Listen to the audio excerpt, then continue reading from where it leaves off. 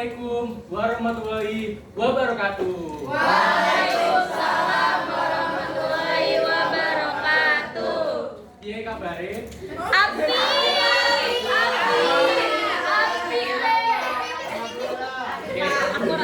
Kok mukanya kelihatan lemes? Emang tadi habis pelajaran apa sih? Matematika. Semangat ya. Tadi udah pusing-pusing angka, mari kita lanjutkan pusing-pusing teori. Tapi tenang aja, di akhir pembelajaran akan ada games berhadiah yang pastinya menyenangkan dan bisa merefresh otak kalian. Yeay. Oke, Ada yang baru masuk Pak. boleh silakan. Apa saya telat Pak? Ya, bapak. Langsung dulu. Oh iya. Maaf ya Pak, saya telat Pak. Tutup lagi kayak Sebelumnya perkenalan dulu, perkenalkan saya Firman, panggil aja Pak Firman. Saya sebenarnya guru bahasa Indonesia, tapi berhubung sekolah kita kekurangan guru sosiologi, maka saya ditunjuk kepala sekolah untuk menggantikan Pak Kevin yang sedang cuti menemani istrinya melahirkan. Mari kita doakan Mari kita doakan semoga anaknya sehat selalu dan beliau bisa bergabung bersama kita lagi. Oke, di minggu lalu Pak Kevin sudah mengajari kalian terkait definisi, faktor-faktor, serta identifikasi dari ketimpangan sosial. Mari kita lanjutkan terkait bentuk-bentuk, dampak-dampak, dan solusi. Oke, sebelum masuk, saya mau tanya, ini udah masuk semua atau ada yang cabut gara-gara mapel matematika tadi? Ada Pak.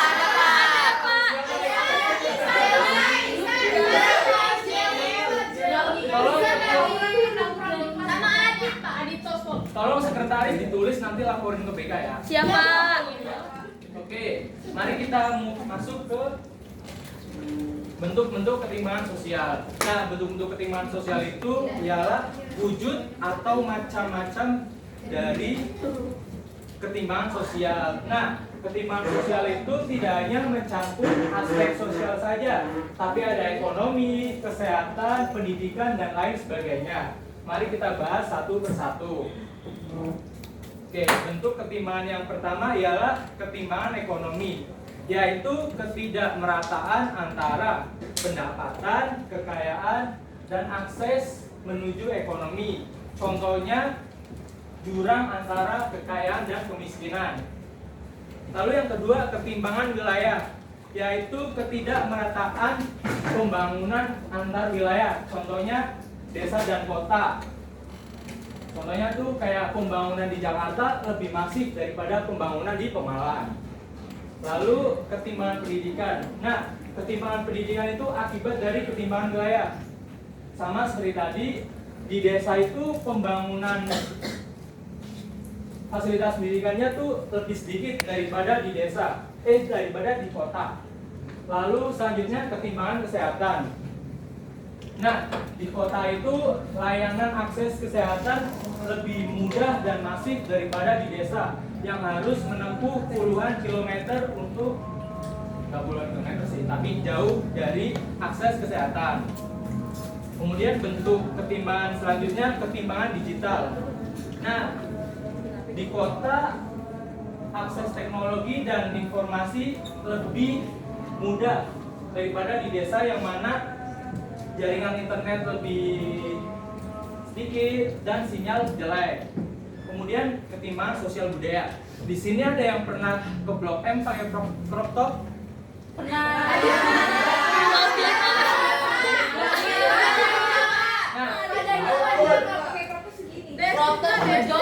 Nah, anak-anak Jaksel Blok M tuh Ini saya Pak, itu saya. menganggap bahwa budaya mereka lebih kuat daripada budaya di daerah lain seperti di desa yang lebih tertutup. Nah, itu membuat sebuah ketimpangan budaya.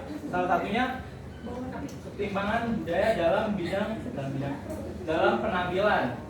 Lalu ketimpangan politik ialah ketidakmerataan partisipasi dalam politik. Contohnya, suku Batak nggak boleh masuk partai ini, suku Jawa nggak boleh masuk partai itu. Itu adalah ketimpangan politik. Selanjutnya ketimpangan gender yang terakhir, yaitu ketidaksetaraan hak berdasarkan jenis kelamin. Contohnya dalam pekerjaan dan pemberian upah. Kayak kuli bangunan nih, kuli bangunan tuh kan mayoritas laki-laki ya. Jarang ada perempuan, padahal perempuan bisa jadi kuli bangunan. Nah, di sini ada perempuan yang mau jadi kuli bangunan. Lovina. Adel Pak, Adel. Nah, oke. Tadi itu adalah bentuk-bentuk ketimpangan sosial. Lanjut kita ke ketimpangan sosial di Jakarta.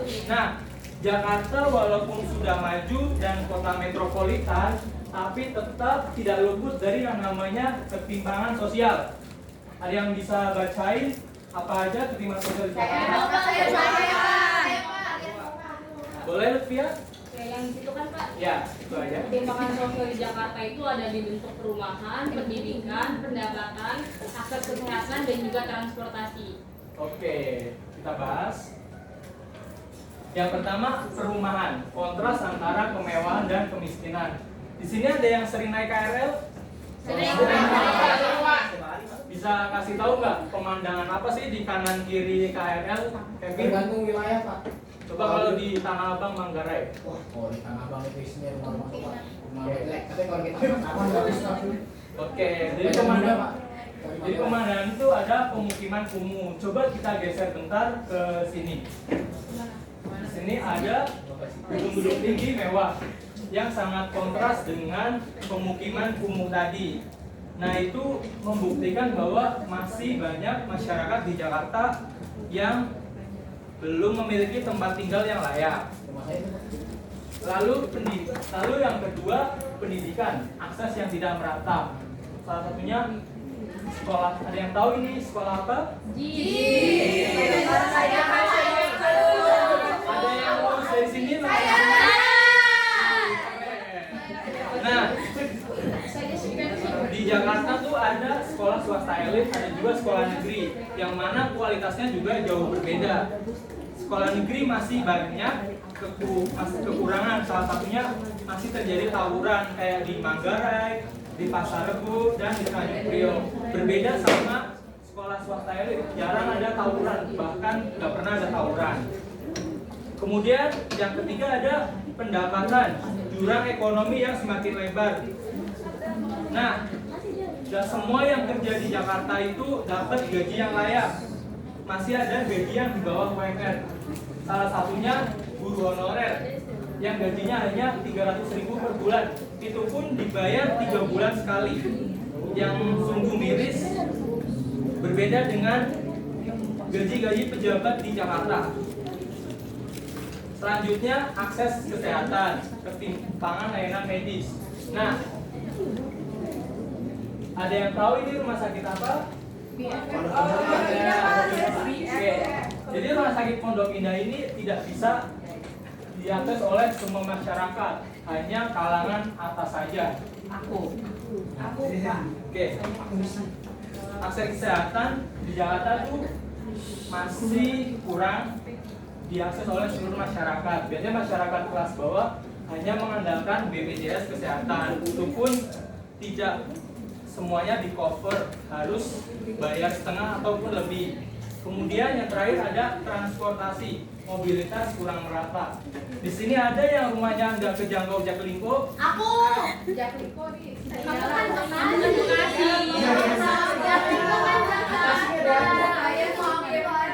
Bekasi. Pak, Jaklingko Jaksel ber-AC Pak. Transportasi di Jakarta sudah maju berarti. Tapi masih ada beberapa daerah di Jakarta yang tidak terjangkau transportasi umum. Contohnya Cengkareng. Cengkareng masih belum terjangkau Jaklingko. Nah, meskipun Jakarta itu memiliki predikat kota dengan transportasi terbaik, masih saja daerah yang belum terjangkau. Kemudian dampak buruk ketimpangan sosial. Yang ini saya tidak perlu jelasin panjang lebar karena kalian sudah udah bisa nalar sendiri ya. Yang pertama, meningkatnya angka kemiskinan. Bisa dilihat dari data bahwa Indonesia tuh urutan kedua negara termiskin di Asia Tenggara. Lalu yang kedua ada konflik dan kecemburuan sosial. Contohnya di kejadian tahun 98. Di situ masyarakat merasa iri sama etnis Tionghoa karena lebih kaya ekonominya. Lalu meningkatkan kriminalitas kayak pencurian, perampokan, pembegalan. Lalu yang ketiga, penurunan kualitas hidup masyarakat. Nah, masyarakat yang terbatas ke pendidikan atau kesehatan tuh menurunkan kualitas hidup mereka. Yang selanjutnya, pertumbuhan ekonomi nasional terhambat. Nah, indeks ekonomi daya beli masyarakat tuh menurun sehingga pertumbuhan ekonomi sulit untuk ditingkatkan. Lalu yang terakhir, krisis kepercayaan terhadap pemerintah. Nah, ini dalangnya di sini. Oke, selanjutnya solusi mengatasi gimana? Boleh? Dia boleh sekarang.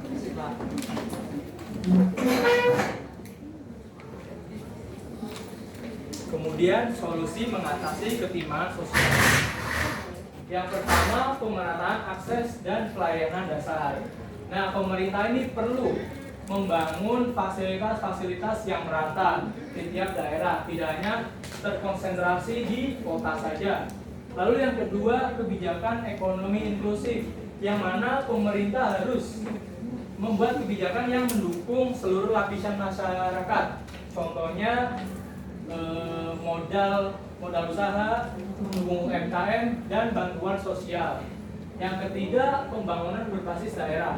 Masih satu konteks dengan poin nomor 1, pembangunan harus merata di setiap daerah. Lalu yang keempat, peningkatan kesadaran. Jadi peningkatan kesadaran sosial dan toleransi. Jadi masyarakat harus ada rasa menghargai dan empati terhadap kelas-kelas sosial lain. Yang kelima, kolaborasi antar berbagai sektor.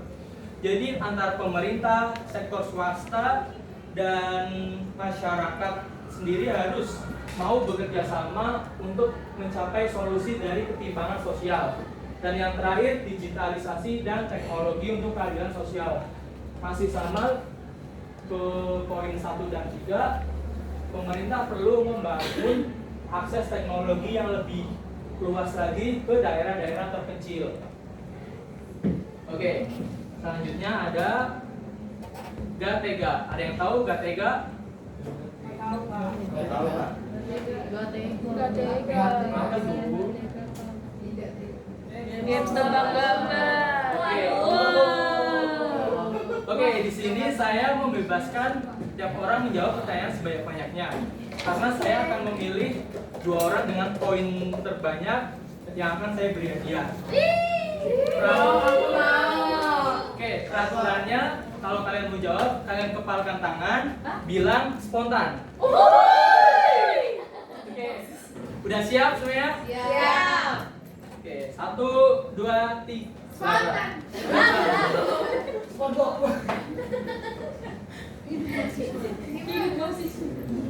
Hidup perempuan Indonesia. Oke. Nah, kalau tahu jawabannya langsung kayak tadi ya. 1, 2, 3. Ini sesuai apa yang tadi. Spontan.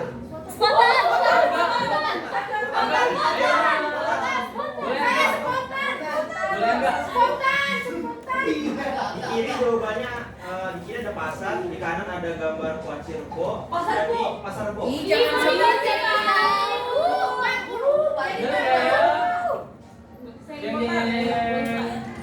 Wih, benar. Oke, jangan ketinggalan karena masih ada beberapa pertanyaan lagi. 1, 2, 3.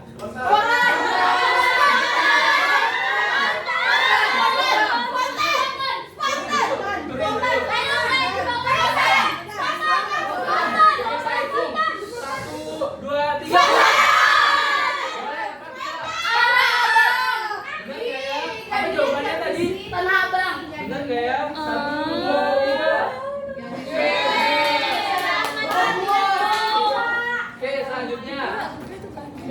Boleh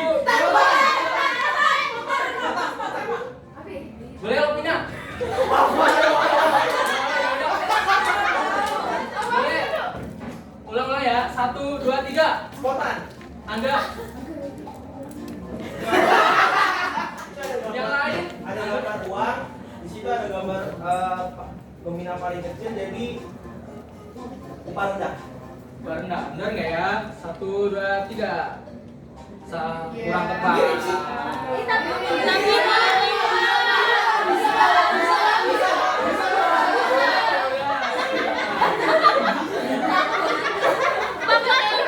Upah sama dengan gaji. Bapak gaji sama dengan upah. Bapak gaji sama dengan upah. Lanjut. Dia takut.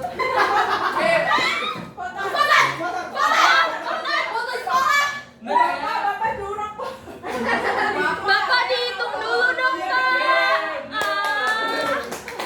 Oke, yang lainnya udah jawab, boleh jawab lagi biar nambah nilai. Nambah poin. Lanjut ke sini dong, Pak. Oke, ya. Sini, Pak, sini. 1, 2, 3.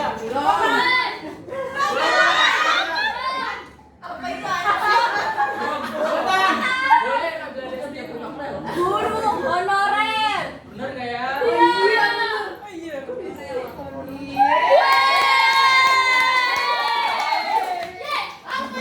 Oke, selanjutnya masih Itu horor, bukan honor. Rel, itu rel, rel. Bapak gimana? ini games terakhir ya. Jadi babak perebutan. Yang udah jawab boleh jawab lagi.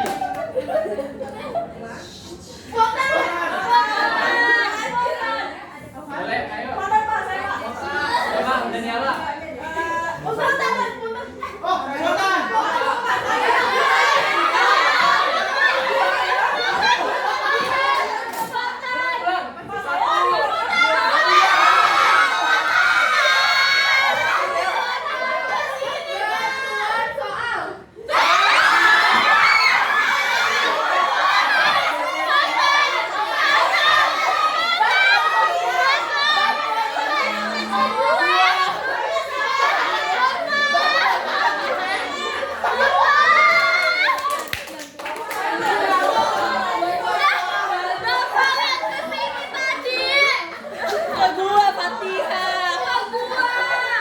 Boleh kemudian 2 orang maju.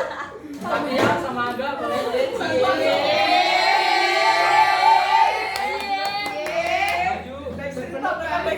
Sebenarnya aku backstreet ya, Pak Guru. Ih, ada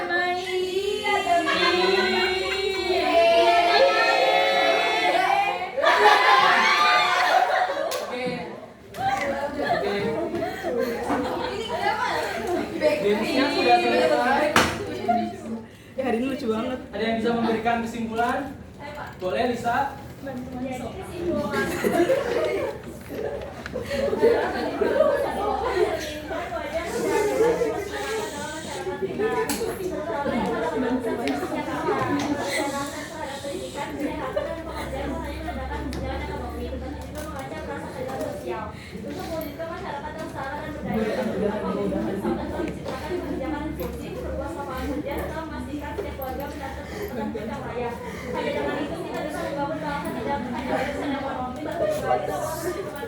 Oke, terima kasih Lisa. Boleh kasih tepuk tangan ke Lisa? Nah, betul. Seperti kata Pak Anies, di tengah-tengah kota kita, kesenjangan yang terjadi bukan takdir, melainkan hasil dari sistem yang dibiarkan tanpa koreksi. Nah, Saya, Pak. secara tidak langsung pemerintah juga ikut andil dalam terjadinya ketimpangan sosial. Oke, saya sangat mengapresiasi atas antusiasme kalian di pembelajaran pada siang hari ini. Dan pesan dari saya, tetaplah kalian belajar berdoa dan berusaha untuk menggapai segala cita-cita yang kalian impikan di tengah huru-hara negara ini yang tidak tahu kapan selesainya dan apa jalan keluarnya. Sebentar lagi kalian lulus. Yang mau kuliah semoga dilancarkan. Amin. Yang mau kerja semoga secepatnya dapat panggilan. Amin. Oke, terakhir saya akan memberikan sebuah pantun. Cakep. Bapak belum pantun udah cakep.